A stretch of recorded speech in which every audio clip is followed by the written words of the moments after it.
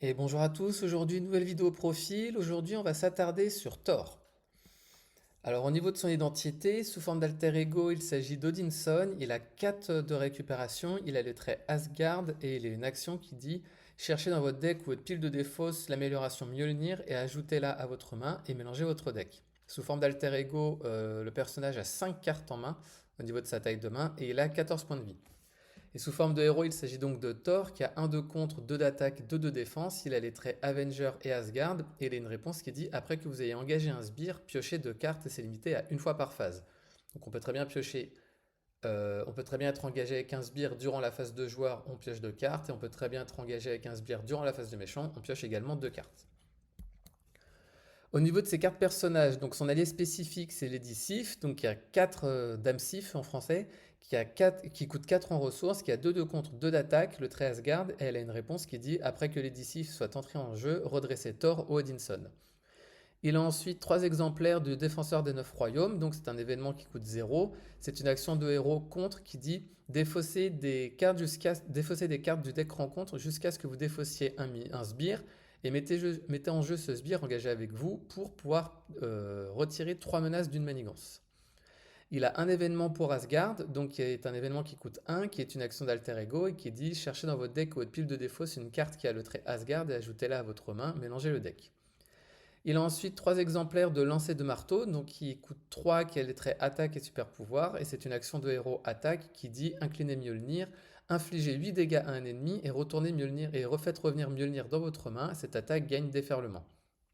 Il a ensuite 2 exemplaires d'attaque à l'éclair, attaque éclair, je crois, ça se dit comme ça, je crois, qui coûte 1, qui a le trait super pouvoir, et c'est une action de héros, donc ce n'est pas une attaque. Ça dit dépenser X ressources énergie et infliger X dégâts aux méchants et à chaque sbire engagé avec vous. Cette attaque ignore les cartes d'état tenaces si vous avez le trait aérien. Il a un soutien, donc Asgard, qui coûte 3, qui coûte 3, et quand il est joué, ça permet d'augmenter de 1 notre taille de main. Donc on passe à 6 en alter ego et 5 en héros. Il a 2 exemplaires du dieu de la foudre, donc des améliorations qui coûtent 2. Et ce sont des ressources de héros qui dit incliner dieu du tonnerre ou dieu de la foudre, générer une ressource énergie. Il a son amélioration Mjolnir, donc qui coûte 1, qui a le trait arme et restreint, Asgard aussi, et ça dit Thor gagne plus 1 d'attaque et gagne le trait aérien. Et enfin, il a son casque qui coûte 2 et qui lui donne 5 points de vie supplémentaires. Quelles sont les forces et les faiblesses de Thor? Ce qu'il faut savoir, c'est que son action de héros, elle est quand même assez incroyable, dans le sens où on peut piocher 2 cartes à chaque fois qu'un sbire est engagé avec nous. De ce fait, il arrive quand même à gérer les sbires grâce à ses événements ou grâce à sa forte attaque. Donc il peut attaquer au minimum à 2, à 3 avec son marteau. Donc en début de partie, il peut attaquer à 3, prévoir plus en fonction des aspects avec lesquels on joue. Il peut tanker pas mal de dégâts, parce qu'il a quand même 14 points de vie, ça peut aller jusqu'à 19. Et il peut infliger des gros dégâts, notamment avec son lancer de marteau. Et ses générateurs de ressources sont plus qu'appréciables dans le sens où il a quand même une faible taille de main comparée aux autres personnages. Donc c'est quand même bien d'avoir des générateurs de ressources dans son kit. Et quelles sont ses faiblesses? C'est que son action de contre, elle est risquée si on joue un scénario avec des sbires qui peuvent être très costauds. Donc pour rappel, défenseur des 9 royaumes, il faut défausser des cartes jusqu'à ce qu'il y ait un sbire qui entre en jeu pour retirer 3 menaces d'une manigance.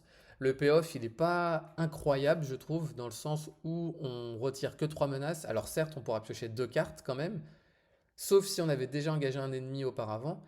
Mais malgré ça, ça reste quand même sacrément risqué.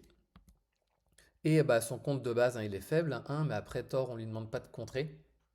Mais malgré tout, quand on joue en solo, c'est une stat qui peut faire un peu mal. Et enfin, sa taille de main, hein, si on n'arrive pas à jouer ou si on ne peut pas jouer sans soutien, et on reste bloqué à 5 en alter ego ou 4 en héros. Et c'est quand même sacrément handicapant. Maintenant, quelles sont les cartes qui peuvent être intéressantes pour Thor? Alors je le redis, hein, ça reste que mon avis, vous pouvez être d'accord, vous pouvez ne pas être d'accord. Moi je donne des cartes qui peuvent être soit intéressantes pour les capacités de Thor, ou soit qui peuvent être thématiques ou même fun à jouer. Alors en agressivité, j'ai choisi des alliés Asgard, hein. Angela qui coûte 0, qui a 0 de contre et 2 d'attaque, et qui a une réponse forcée qui dit après que Angela est entrée en jeu, il faut chercher parmi les 10 cartes dessus du deck rencontre un sbire et on peut le mettre en jeu. S'il n'y a pas de sbire, par contre, on l'a dans l'os parce que Angela sort du jeu, on la défausse. Mais généralement, il y a quand même des chances à ce que sur les 10 cartes, on trouve un sbire. Donc le sbire sera engagé avec nous, on pourra piocher 2 cartes et Angela nous aidera à vaincre ce sbire. Srog, donc, qui coûte 2, qui a 1 de contre et 2 d'attaque, et il a une réponse qui dit après que Srog soit entré en jeu, on peut lui donner une carte d'état de tenace si on est engagé avec un sbire. Sachant qu'avec Thor, on a beaucoup de chances à être engagé avec un sbire. Donc quand cet allié entrera en jeu, eh bien, il entrera en jeu avec une carte tenace, ce qui fait qu'on aura une protection supplémentaire. Et enfin Valkyrie qui coûte 3, qui a 1 de contre et 2 d'attaque, et qui a une réponse qui dit après que Valkyrie soit entrée en jeu, infliger 2 dégâts à un sbire, ou 3 si on a utilisé au moins une ressource énergie. Ce qui est le cas notamment avec Thor, parce qu'il a accès à de nombreuses ressources énergie. Donc le fait que Valkyrie puisse entrer en jeu, en infligeant 3 dégâts à un sbire, ça peut être intéressant, parce que soit le sbire sera vaincu, ou soit si c'est un gros sbire, et bon, on pourra l'infliger déjà 3 dégâts en entrée, plus 2 avec Valkyrie 5, plus 2 avec Thor, ou 3 même, possiblement. Donc ça peut nous aider en tout cas pour vaincre les sbires. En basique, j'ai choisi le Professeur X. Alors même s'il est, il est intéressant avec tous les personnages, il est quand même un peu plus avec Thor dans le sens où il va pouvoir désorienter le méchant. Il pourra sonner un sbire si c'est un sbire qui est assez costaud. Et il pourra également contrer à 3. Donc ce qui est quand même sacrément fort pour Thor. Donc pour rappel, Professeur X coûte 3, il a 3 de contre, 0 d'attaque, et quand il entre en jeu, il pourra désorienter le méchant, donc ce qui est toujours intéressant. Sonner un sbire qui peut sauver dans certaines situations, ou redresser un personnage X-Men, mais là dans ce cas de figure, il n'y a pas de X-Men. Et j'ai mis Viviane aussi, donc c'est un allié qui coûte 2, qui a 2 de contre et 1 d'attaque, et elle a une réponse de héros qui dit après qu'elle soit entrée en jeu, on peut choisir un attachement, un sbire non élite ou une manigance annexe non permanente, et jusqu'à la fin du tour, il faut traiter la carte que l'on a choisie comme si sa boîte de texte était blanche. Donc pourquoi Viviane? Pour contrer Loki, parce que Loki c'est le némésis de Thor et c'est une saleté dans le sens où quand il est vaincu, il a un effet une fois révélé qui dit défausser la carte du dessus du deck rencontre et s'il s'agit d'une traîtrise, il revient en jeu full life. Donc quand on joue avec Viviane, en fait, si Loki est en jeu, on peut choisir Loki en tant que sbire, ce qui fait qu'on rend sa boîte de texte imprimée blanche et du coup son effet une fois révélé, il pourra pas s'effectuer. En commandement, j'en ai choisi beaucoup. Donc j'ai choisi les Hugin et Munin. Donc ce sont des oiseaux qui sont sortis dans le kit du faucon. Donc c'est un allié qui coûte 2, qui a 1 de contre et 1 d'attaque. Et ça dit, après que cet allié soit entré en jeu, on peut chercher parmi les 10 cartes du dessus du deck rencontre pour chercher un sbire et le mettre en jeu engagé avec nous. Et en fonction du nombre d'icônes, on pourra redresser des personnages. Donc imaginons qu'on choisit un sbire avec 2 icônes dessus. Qu'est-ce qui va se passer? Une fois qu'on l'aura mis en jeu, on pourra redresser 2 personnages parce que 2 icônes de boost. Donc ça peut être intéressant si on a besoin de se redresser avec Thor pour soit se soigner ou soit attaquer de nouveau. Et si on a un autre allié en jeu, on pourra également le redresser aussi. Donc en fait, on choisit l'allié que l'on veut en fonction du nombre d'icônes, donc c'est quand même super intéressant. J'ai également mis Slingshot, donc c'est un allié qui coûte 3, qui a 2 de contre et 2 d'attaque, et qui a une action qui dit dépenser une ressource énergie. Mettez Slingshot en jeu sous le contrôle de n'importe quel joueur, et à la fin de la phase, si elle est toujours en jeu, on peut la faire revenir dans notre main. Donc le fait que Thor ait beaucoup de ressources énergie, c'est intéressant de pouvoir jouer Slingshot, parce qu'au final, elle coûte 1, on la met en jeu, elle peut contrer ou attaquer. Et à la fin de la phase, donc une fois qu'on a pioché, si on est sous forme de héros, nos 4 cartes, on pourra récupérer Slingshot, ce qui fait qu'on aura une 5e carte en main, ça permet de contourner la limite de la taille de main, donc c'est quand même super intéressant. Sunspot qui coûte 3, qui a 1 de contre et 2 d'attaque et qui a une réponse qui dit après qu'il soit entré en jeu, on peut choisir un joueur et on peut infliger un dégât au méchant et à chaque sbire engagé avec ce joueur pour chaque ressource énergie utilisée pour payer Sunspot. Vu que Thor a beaucoup d'énergie, beaucoup de ressources énergie, si on paye uniquement avec de ressources énergie, quand il entrera en jeu, on pourra infliger 3 dégâts au héros et à chaque sbire engagé avec nous. Donc il peut clairement faire le ménage au niveau de la table. Et enfin, j'ai choisi X23 qui coûte 3, qui a 1 de contre et 3 d'attaque. Et elle a une réponse qui dit après qu'elle ait attaqué et vaincu un ennemi, on peut la redresser. Donc en fait, elle va nous aider à vaincre des sbires. Et si elle arrive à en vaincre un, elle va pouvoir se redresser pour pouvoir en attaquer un autre. Donc c'est super intéressant pour Thor. Et enfin, en allié protection, j'ai choisi Nova. Pourquoi? Parce que il coûte assez cher, mais sa réponse, son interruption, elle est toujours intéressante. Donc il a 1 de contre et 2 d'attaque, et ça dit quand un ennemi initie une attaque contre nous, on peut dépenser une ressource énergie pour infliger 2 dégâts à cet ennemi. Donc c'est un sbire, il a presque plus de points de vie, on pourra toujours utiliser Nova pour l'achever avant même que ce sbire puisse s'activer. Au niveau des améliorations, donc j'en ai choisi plusieurs. Donc Yann Bjorn, donc il y a le trait restreint Asgard et Arme, c'est une amélioration qui coûte 1. Et ça a une réponse qui dit, après que votre héros ait effectué une attaque contre un ennemi, on peut dépenser pardon, une ressource énergie pour pouvoir infliger 2 dégâts à un ennemi. Donc ça reste toujours intéressant de pouvoir infliger des dégâts à plusieurs ennemis avec une seule attaque. Entraînement au combat, pardon, pour rajouter plus 1 d'attaque à tort, c'est toujours intéressant. J'ai ensuite choisi Furie au combat, donc c'est une amélioration qui coûte 1 et qui dit, après que votre héros ait attaqué et vaincu un sbire, on peut infliger 1 dégât à ce héros et défausser Furie au combat pour pouvoir redresser notre héros. Donc si on a beaucoup de sbires, on attaque, on arrive à en vaincre un, on défausse cette amélioration. Alors excusez-moi, petit contretemps. Donc on peut défausser cette amélioration pour le redresser et attaquer un nouveau sbire. J'ai également mis Rage sanguinaire, donc c'est une amélioration qui coûte 1 et un maximum par joueur, et ça dit après que vous ayez vaincu un ennemi avec une attaque de base, et ben on peut incliner Rage sanguinaire et subir un dégât pour piocher une carte. Donc en gros, si on a ces 2 cartes en jeu, qu'est-ce qui peut se passer? On arrive à vaincre un sbire, on s'inflige un dégât pour se redresser, et on subit un dégât pour pouvoir piocher une carte. Et ensuite, on peut toujours enchaîner d'utiliser des attaques de base. J'ai également mis cette amélioration, donc Gatekeeper, qui coûte 0. On peut l'attacher à un sbire et le sbire, il gagne 2 points de vie supplémentaires et le trait patrouille. Donc en gros, pour rappel, patrouille, c'est on ne peut pas contrer tant que le sbire est en jeu. Et c'est une interruption qui dit quand le sbire attaché est vaincu, on peut retirer 4 menaces de la manigance principale. Donc en gros, pour une carte, on pourra. Donc pour cette carte-là, on l'attache à un sbire. On attaque à 4 si on a le marteau et l'entraînement au combat. Le sbire sera vaincu, on pourra retirer 4 menaces de la manigance principale. Donc pour Thor, c'est une amélioration qui peut être très intéressante. En amélioration basique, j'ai choisi Intense Concentration. Donc lorsque l'on l'incline, on peut réduire le coût de la prochaine carte super pouvoir que l'on jouera de 1. Donc sachant qu'il a des cartes super pouvoir, c'est toujours intéressant, notamment avec sa taille de main réduite. Acrobatie de haute voltige, donc c'est une amélioration qui coûte 2 et qui dit après qu'un personnage aérien que l'on contrôle utilise un pouvoir de base, on peut incliner acrobatie de haute voltige pour ajouter plus 1 à ce pouvoir de base. Donc on peut très bien utiliser pour contrer à 2 avec Thor, ou si on a un autre personnage, un allié aérien par exemple, on pourra également booster son attaque. Et enfin, imperturbable, donc une amélioration qui coûte 1 et qui nous donne le trait solide si. Non, il nous donne le trait solide. Par contre, cette carte, on peut la jouer uniquement si on a 14 points de vie, ce qui est le cas avec Thor. Et le fait d'être solide, c'est super important pour Thor parce que si il est sonné, au final, on perd une activation, on perd potentiellement des dégâts de 4 voire plus, ou bien on pourra par exemple pas jouer le lancer de marteau dans un cas où on en aura besoin, donc ça reste compliqué si on est sonné. Donc cette carte, elle est super intéressante pour Thor. En commandement, j'ai mis objectif clair, donc on peut attacher à un personnage ami, et c'est un générateur de ressources qui coûte 1, et ça dit incliner cette carte et infliger un dégât au personnage attaché pour générer une ressource libre.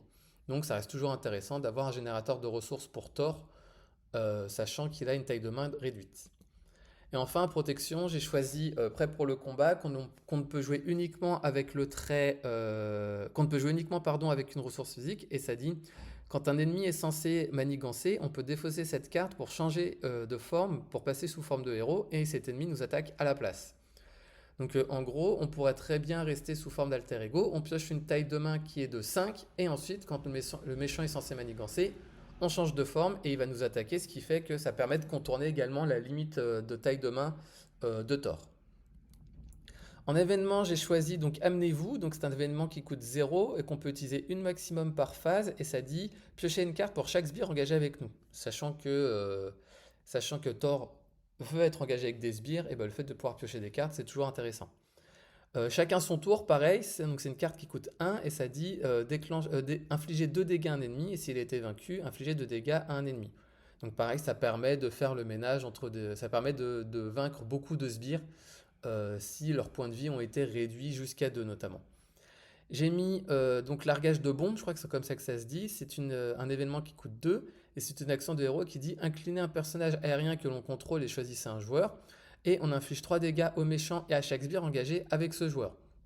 Donc ça, c'est une carte qui est super intéressante parce que, alors si on l'utilise sur Thor, on perd une activation, mais on pourra au moins infliger des dégâts à tout le monde.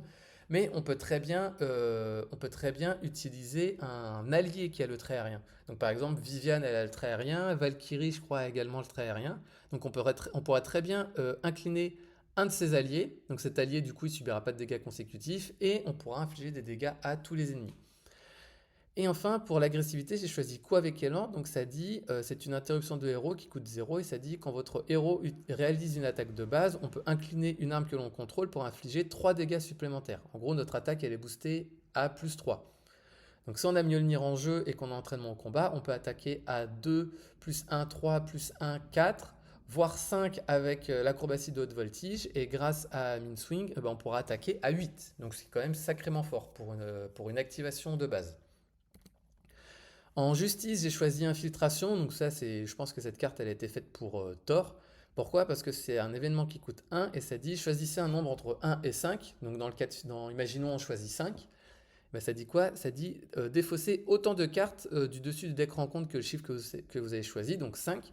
Ensuite, ça dit retirer une menace pour chaque carte ainsi défaussée. Et s'il y a un sbire qui a été défaussé de cette manière, eh bien, il va falloir qu'il rentre engagé en jeu, il va falloir qu'il soit mis en jeu engagé avec le joueur. Donc imaginons, je choisis 5, je défausse 5 cartes, et là il y a un sbire parmi les 5 cartes défaussées, et ben, je vais le mettre en jeu. Comme ça, grâce à Thor, je vais pouvoir ensuite piocher 2 cartes, et en plus on aura pu retirer 5 menaces. S'il y a plusieurs sbires, et ben là on peut choisir le sbire que l'on veut. Donc là c'est limite le meilleur cas possible, comme ça on peut choisir le sbire le plus faible par exemple. En commandement, j'ai mis cet événement, je me souviens plus en français, donc ça coûte 0 et ça dit, c'est une action de héros qui dit défausser des cartes du dessus du deck rencontre jusqu'à ce que vous défaussiez un sbire et on peut mettre ce sbire en jeu engagé avec nous. Donc pour rappel, quand il est engagé avec nous, on n'applique pas les effets une fois révélés. Et ben ça dit jouer un allié de votre main en réduisant son coût de 3. Donc ce qui est assez incroyable avec cette carte, c'est que on va la jouer, on va défausser jusqu'à ce qu'un sbire soit entré en jeu soit défaussé et on va le mettre en jeu engagé avec nous. Thor va pouvoir piocher 2 cartes. Et si ensuite on a un allié du type White Tiger qui, quand elle entre en jeu, ça va nous permettre de piocher 2 cartes, et ben en fait on va se retrouver avec une taille de main qui peut être gigantesque. Donc ça, cette carte, elle est assez incroyable pour Thor. Tout ça pour avoir en échange un sbire, sachant que Thor aime les sbires, cette carte c'est quasiment un indispensable si on veut jouer en commandement. En basique, j'ai choisi endurance surhumaine, je crois que c'est comme ça que ça se dit, ça coûte 0, qu'on ne peut jouer uniquement si on a le trait Asgard, ce qui est le cas avec Thor, et ça dit soigner 2 dégâts de notre identité, et on peut défausser une carte d'état de notre identité. Donc ça, c'est une carte qui est vraiment pas mal si on est sonné, et en même temps, ça peut nous soigner. Et ensuite, j'ai mis vigueur inépuisable, que l'on ne peut jouer uniquement si on a 14 points de vie, ce qui est le cas. C'est un événement qui coûte 1, et c'est une action de héros qui dit redresser votre héros. Donc dans ce cas de figure, on peut même utiliser intense concentration pour pouvoir jouer cette carte. Et enfin, protection, donc j'ai choisi viens par là mon ami. Ça dit quoi? Donc c'est le même principe que cette carte, ça dit défausser des cartes jusqu'à ce qu'un sbire soit défaussé et on le met en jeu engagé avec nous. Et ça va nous permettre de nous soigner ça va nous permettre de nous soigner 3 dégâts et de nous donner une carte d'état tenace. Donc cette carte, c'est vraiment cool pour Thor aussi. Et enfin, j'ai choisi aussi toujours sur ses gardes. Donc c'est une carte que l'on peut jouer uniquement si on a le trait aérien. C'est une carte qui coûte 2 et c'est une action de héros qui dit redresser votre héros et retirer 2 menaces de la manigance principale. Donc ça peut être super intéressant parce que si on a acrobatie de haute voltige, on peut attaquer à 4, on va dire un sbire. On utilise toujours sur ses gardes pour se redresser et retirer 2 menaces de la manigance principale. Et ensuite on pourrait attaquer un autre ennemi. En soutien, j'ai choisi Hall of Heroes, parce que vu que Thor aime beaucoup les sbires, et le fait de vaincre des sbires, et là on aura une récompense. Pour rappel, c'est un soutien qui coûte 2 et qui nous dit après que l'on ait vaincu un sbire, on peut placer un jeton gloire, et quand on est sous forme d'alter ego, on peut retirer 3 jetons gloire pour pouvoir piocher 3 cartes. Et ensuite, on a ce soutien, je ne sais plus comment ça s'appelle en français, mais ça dit, c'est une interruption, donc c'est un soutien qui coûte 1, pardon, et c'est une interruption qui dit quand un sbire devrait engager un joueur, on peut retirer un jeton de ce soutien et ce sbire ne pourra pas s'activer jusqu'à la fin de la phase et on peut engager ce sbire. Donc cette carte, c'est plus pour du multijoueur dans le sens où imaginez qu'il y a un sbire qui entre en jeu. Il va entrer en jeu vers un autre partenaire, et ben, qu'est-ce qu'on peut faire? On peut retirer un jeton pour que ce sbire puisse s'engager avec nous. Comme il va s'engager avec nous, on va pouvoir piocher 2 cartes et en même temps, ça permettra à notre partenaire de ne pas avoir à affronter de sbires. Et en plus de ça, si vraiment on peut pas s'occuper de ce sbire, et ben, jusqu'à la fin, donc c'est bien dit, jusqu'à la fin de la phase, et ben, il ne pourra pas s'activer. Ensuite, le Bifrost, donc c'est un soutien qui coûte 1 et qu'on peut jouer uniquement son Altré Asgard. Et ça dit incliner le Bifrost, ou Bifrost, je sais pas comment on dit. Et on peut chercher dans notre deck un allié Asgard et on peut le jouer en payant son coût. Donc ça, c'est super intéressant si tous nos alliés sont déjà dans le deck du joueur. Et en plus, on a le choix de l'allié. Donc si on veut, par exemple, on a besoin de se redresser, on pourra toujours utiliser Hugin et Moonin, là, donc les oiseaux. Si on a besoin d'avoir une carte tenace, eh ben on peut choisir Srog. Enfin, on a la possibilité de choisir qui on veut et c'est vraiment super fort. En justice, j'ai choisi le Raft. Donc le Raft, pour rappel, c'est un soutien qui coûte 2 et ça dit, après qu'un sbire ait quitté le jeu, on peut le mettre sous le Raft et on peut retirer un nombre de menaces égal à la manigance imprimée de ce sbire. Donc si le sbire manigance à 2, eh ben, on va pouvoir retirer 2 menaces d'une manigance. Et s'il y a au moins 4 sbires ici, eh ben, on va être obligé de s'en distribuer un face cachée. Et du coup, pourquoi c'est intéressant? Parce qu'en gros, le raft pour Thor, ça va être un générateur de sbires. Donc si on a 3 dans le raft et qu'on arrive, à en vaincre un quatrième, eh ben, on va s'en mettre un pris au hasard face cachée qui sera révélé durant la phase de rencontre. Et ce qui fait que quand il sera révélé, eh ben, on pourra piocher 2 cartes. Donc en fait, on va faire venir un sbire pour piocher 2 cartes, le vaincre. Une fois qu'il sera dans le raft, eh ben, on va en choisir un autre qu'on va revaincre, etc., etc. Donc c'est super intéressant. J'ai également mis la salle d'interrogatoire, donc qui coûte 1 et qui dit après que vous ayez vaincu un sbire, on peut incliner la salle d'interrogatoire pour retirer une menace d'une manigance. Ce qui est toujours intéressant avec Thor parce que, je le rappelle, les contres, c'est ce qui lui fait défaut. Et enfin, en protection, j'ai mis l'infirmière de nuit, donc qui coûte 1 et qui rentre en jeu avec 3 jetons. Et ça dit, après que incliner l'infirmière de nuit et retirer un jeton pour soigner un dégât de notre héros et défausser une carte tenace, une carte d'état, pardon. Donc si on est sonné, et ben au final, l'infirmière de nuit va littéralement nous sauver dans le sens où elle va nous soigner de 1 et en plus on pourra retirer la carte d'état sonnée. Alors ça marche aussi pour désorienter, mais ce qui est le plus important à enlever pour Thor, c'est la carte d'état sonnée. En main de départ, qu'est-ce qui pourrait être très intéressant? Bah, le professeur X, il pourrait être très intéressant parce que en désorientant le méchant, eh ben, ça peut bloquer potentiellement une avancée si on veut passer sous forme de héros après. Ou même si on veut rester plus longtemps sous forme d'alter ego, eh ben, il nous permet d'avoir cette latitude. Mais généralement, le mieux, si on l'entoure 1, c'est de le jouer, passer sous forme de héros, et ensuite il nous protégera, et en même temps, le méchant sera toujours désorienté. Srock peut être très intéressant s'il y a un sbire qui est déjà engagé avec nous dès le début de la partie. Donc comme ça, il entre en jeu avec une carte d'état tenace, donc c'est super intéressant. Infiltration, ça peut nous aider pour retirer des menaces, par exemple s'il y a une manigance annexe en jeu. Et en plus de ça, si on peut récupérer un sbire pour pouvoir piocher 2 cartes, c'est toujours intéressant. Le raft, bah, pour les mêmes raisons qu'on a dit tout à l'heure, hein, si on l'a dès le début, eh ben, on va pouvoir emmagasiner très rapidement les sbires pour pouvoir ensuite les générer de nouveau. Bah, Asgard, c'est toujours important si on veut augmenter notre taille de main. Un générateur de ressources, donc c'est toujours intéressant en tour 1. Donc si on peut avoir un dieu du tonnerre en tour 1, c'est toujours très bien. Et enfin, acrobatie de haute voltige, pareil, ça va permettre dès le début de booster notre attaque. D'autres attaques, mais ça peut aussi booster notre défense ou notre contre. Parce que pour rappel, ça booste de 1 n'importe quel pouvoir de base. Donc voilà pour cette vidéo profil de Thor. Donc Thor, c'est un personnage qui était à sa sortie, personnellement, je le trouvais très mauvais. Il était très dur à jouer, il était chiant clairement. Mais plus le pool de cartes s'est diversifié et plus il est devenu très intéressant. C'est clairement un personnage qui est devenu de plus en plus intéressant au fur et à mesure des cartes qui sont sorties. Donc notamment avec Viens par là mon ami ou des cartes de ce style-là qui vont invoquer des sbires pour avoir un bonus juste après. C'est des cartes qui, je pense, ont été clairement dessinées pour Thor.